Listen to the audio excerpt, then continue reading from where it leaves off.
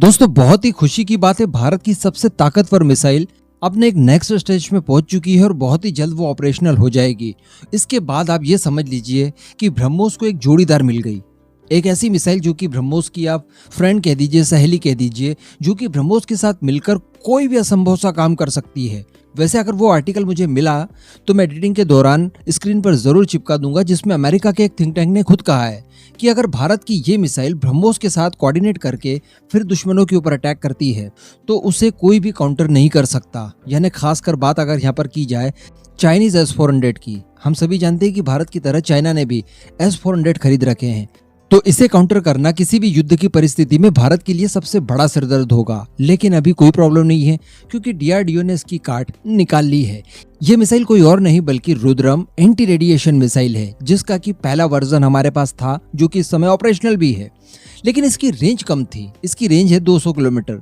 जब मैंने इसको लेकर वीडियो बनाया था और कहा था कि ब्रह्मोस के साथ कोऑर्डिनेट करके इससे हम लोग बड़ी आसानी से न्यूट्रलाइज कर सकते हैं चाइना के S-400 को, तो उस समय लोगों ने ये कहा था और उनका कहना सही भी था कि चूंकि इसकी रेंज 200 किलोमीटर है तो कहने का मतलब हमें काफी ज्यादा नजदीक जाना होगा S-400 के। ठीक है, चाइना के पास 300 किलोमीटर से ज्यादा रेंज वाली कोई मिसाइल नहीं हो सकती, लेकिन फिर भी जरूरी नहीं है कि सारे के सारे S-400 उसके एक ही लाइन में लगे हों। कोई आगे पीछे अगर किया हो थोड़ा बहुत तो वो बड़ी आसानी से हमारे Su-30 MKI को न्यूट्रलाइज कर देगा, जिससे कि हम लोग रुद्रम एंटी रेडिएशन मिसाइल दागेंगे बराबर।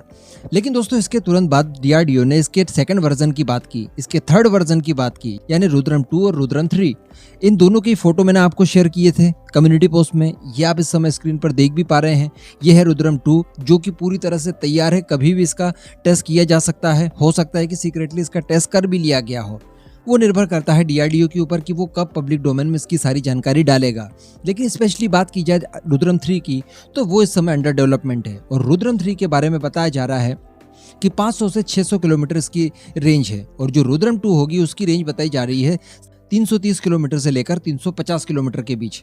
अभी यहाँ पर काफी समय पहले की बात है, मैंने इन्हें भी एंटी रेडिएशन मिसाइल कहा था तो कुछ लोगों ने अपोज किया था। उन्होंने ये कहा था कि दरअसल कि ये एयर टू सरफेस मिसाइल है, यानी दुश्मनों के कोई बंकर्स हो, उनके रनवे हो, उनके बाकी कोई भी मिलिट्री इंस्टॉलेशन हो, उनके खिलाफ इसका इस्तेमाल किया जाएगा। लेकिन अगर बात की जाए स्पेशली एंटी रेडिएशन की तो वो केवल रुद्रम 1 मिसाइल होगी बराबर। लेकिन मैं आपको बता दूं कि यहाँ पर DRDO ने खुद इस बात का खुलासा किया है कि ये एंटी सरफेस के साथ साथ एंटी रेडिएशन रोल में भी इस्तेमाल की जाएगी, ये आप देखिए। और अगर हमारे पास 500 किलोमीटर से लेकर 600 किलोमीटर रेंज वाली कोई एंटी रेडिएशन मिसाइल है, इसका मतलब हम लोग एक बहुत ही ज्यादा सेफ डिस्टेंस के होने के बाद भी Su-30 MKI से अटैक करते हुए चाइना के S-400 को डिस्ट्रॉय कर सकते हैं। अगर चोरी चुपके रशिया से MTCR का सदस्य न होने के बावजूद चाइना ने 400 किलोमीटर रेंज वाली भी मिसाइल इस्तेमाल कर ली भारत के खिलाफ, तब भी हमारा Su-30 MKI बड़ी आसानी से सेफली वापस आ जाएगा अटैक करने के बाद, क्योंकि हमारे पास 500 से 600 किलोमीटर रेंज वाली ये मिसाइल उपलब्ध होगी। और आप लोग नोटिस कर रहे होंगे कि जो ब्रह्मोस का एक्सटेंडेड रेंज वेरिएंट बनाया गया है वो भी लगभग 500 से 550 किलोमीटर रेंज वाला है। एक 800 वाला भी है, वो अलग है, लेकिन 500 वाला भी अवेलेबल है, जिसका इस्तेमाल हम लोग रुद्रम 3 मिसाइल के साथ कोऑर्डिनेट करके करेंगे S-400 के खिलाफ, तो बहुत ही ज़्यादा आसान हो जाएगा उसे न्यूट्रलाइज करना। एंटी रेडिएशन मिसाइल का काम ही है कि ये दुश्मनों के रडार सिस्टम को भ्रमित कर देती है, उनसे निकलने वाली रेडिएशन को ट्रैक करते हुए उन्हीं के ऊपर जाकर गिर जाती है और डिस्ट्रॉय कर देती है। अब अगर किसी एयर डिफेंस सिस्टम का रडार सिस्टम ही नहीं बचेगा तो वो भला किसी अपकमिंग खतरे को कैसे देखेगा और हम ये सारे काम फिर सुरक्षित तरीके से कर पाएंगे। तो कहने का मतलब एंटी रेडिएशन के रोल के लिए आपके पास 3 मिसाइलें उपलब्ध है और तीनों की क्रमशः रेंज बढ़ती जाती है। तो जिस भी हिसाब का आपके राइवल का एयर डिफेंस सिस्टम है जिसे आप न्यूट्रलाइज करना चाहते हैं, उसके बचने के साथ साथ उसे न्यूट्रलाइज करने के लिए किस रेंज वाली मिसाइल आपको चाहिए, उस तरह की आपके पास सभी रेंज में मिसाइलें उपलब्ध होंगी। अमेरिका खुद अपनी एंटी रेडिएशन मिसाइल को इस्तेमाल करना चाहता है रशिया के S-400 के खिलाफ, और इसके लिए वो कई सारे अलग अलग टेस्ट और प्रैक्टिस वगैरह कर चुका है।